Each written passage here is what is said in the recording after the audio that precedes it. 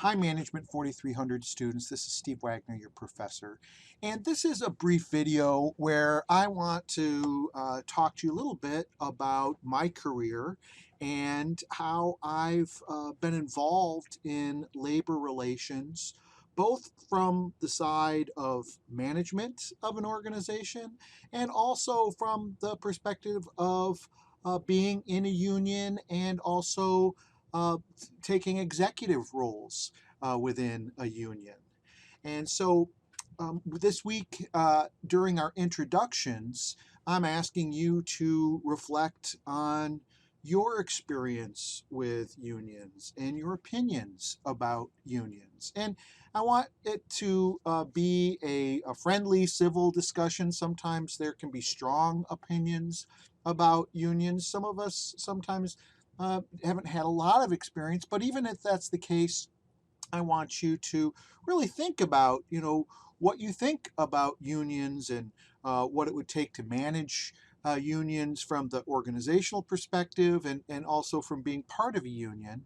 Um, as I was an undergraduate student, and many years after, I really didn't have a lot of experience with unions. As I reflect on it, I do recall that my uncles worked in the trades, and some of them were members of unions, and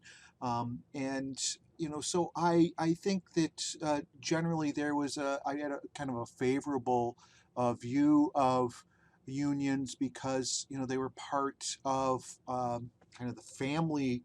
Although my parents weren't members of unions, but I would say I didn't have a lot of thought about it. Really, my first career experiences thinking about or dealing with unions was more on the management side. As I was finishing up my doctoral degree, I was fortunate enough to get a internship at Sears Roebuck and Company, working in their HR planning and research department, and it was really a great position for me. I mean, this was 20 years ago, and Sears was a little bit more of a prominent force and had been, a actual kind of a retail giant in much of the 20th century. And they had a very robust human resource research operation. They were doing analytics before there was really a word for analytics, and really a discipline for analytics. And that was very exciting for me. And I can recall being involved in many different things, but one of the things I helped with, I was not leading or really even in charge of anything as an intern, and later I joined as a full-time employee for a short time also. But I worked with surveys, and that department used surveys. Not just as something that was done occasionally. It was part of how they managed the organization, and it was an important part of looking at taking the temperature of different stores, different units. And Sears again managed lots of different types of operations. It wasn't just kind of a big box store. They had tire stores and home furnishings and auto repair and home improvement and all kinds of different divisions, some of which involved unions, but mainly in the retail operation, it was not union. And while I was not, very involved and aware of, how they were diagnosing individual stores with their surveys that they did, I was aware that it was going on, and I found it quite fascinating. And in the years since, as I've become more knowledgeable of unions and involved with unions, and also looking at unions in the retail space. Um, I think that it's very interesting to see that work that Sears kind of pioneered has been advanced by the contemporary retail giants like Walmart and Target and others who have been very active in managing labor relations, often to prevent the establishment of unions within their ranks.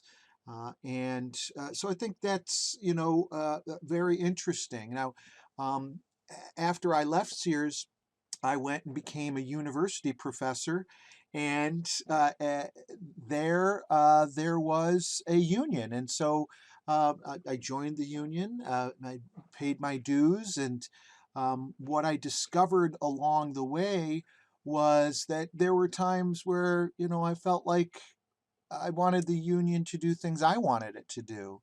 And I discovered I could get myself elected to an executive board, and I could play an active role in the union beyond the typical role that one typically has in terms of paying dues and maybe going to an occasional meeting and voting in elections. Unions beyond that have opportunities that are democratic in nature that allow people to step forward and um, take and have some influence over their work experience. And so I got myself involved with the executive board of the union that represented me, and I always felt like that was a good way. That is, if I had to be a member of a union, I wanted to have my voice represented. Now, after I stayed at that position for 10 years, and I was a tenured professor. But at some point, life was changing, and I got married, and I wanted to move to a little bit more urban environment, closer to my family. And so I moved, but I took an administrative job now, and here I wasn't a member of a union, but I managed employees as who were members of unions. In this position, I was in charge of professional development in a fairly large community college, and I had administrative staff. Some of which were members of unions, and it's very interesting. I think that experience for me, because it was very different than my experience at Sears, where there I was at like a corporate headquarters. Here I was more of a line manager. I was managing a function and working with employees who were working within that function, which was kind of professional development. And so the line manager experience that I had there, at least those were some of my duties, got me familiar with how important it is in a climate where you have unions, that you understand the collective bargaining agreement, that there are these contracts that are established by unions with organizations, are in many ways a policy manual or a rule book for how employees will be managed, and they are established through collective bargaining, through negotiations where both sides, the organization and the union, are represented.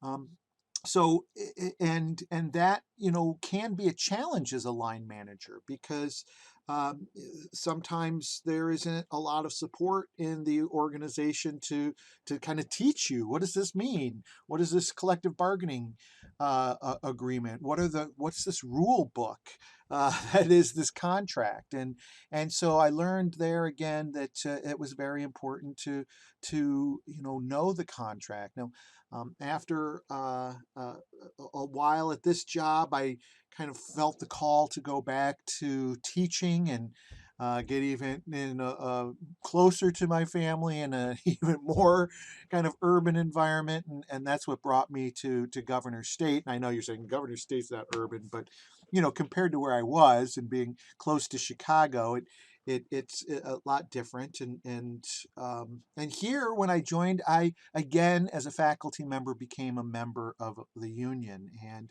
again, I had a history of being involved at executive levels on boards of unions, and after some period decided to do that here, and then have in recent years taken on even more responsibility in the union, where I was the lead negotiator in the last round of contract negotiations between our union and the university. And I've been serving as a vice president representing the tenure track faculty, and I've also, for a time, was the acting president of our chapter when our official elected president was on sabbatical, and so I took over the duties of the president for a while. So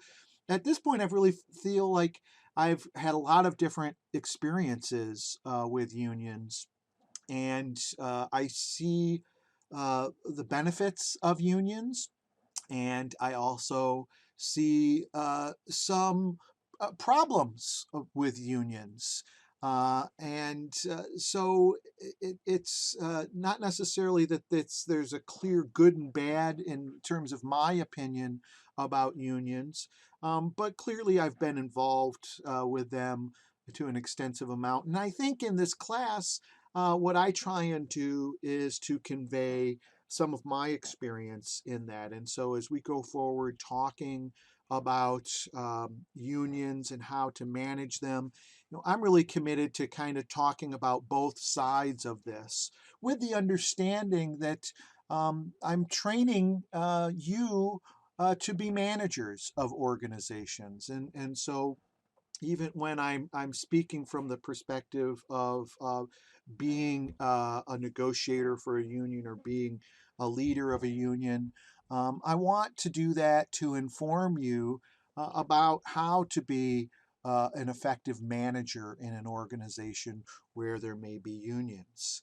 And so I look forward to reading more about your experiences with unions in the introductions discussion this week, and also to interacting with you throughout the semester as we all learn more about this fascinating topic, I think, and I hope you find it interesting also. So look forward to talking with you. Please reach out to me whenever you have a question, concern. Take care. Bye now.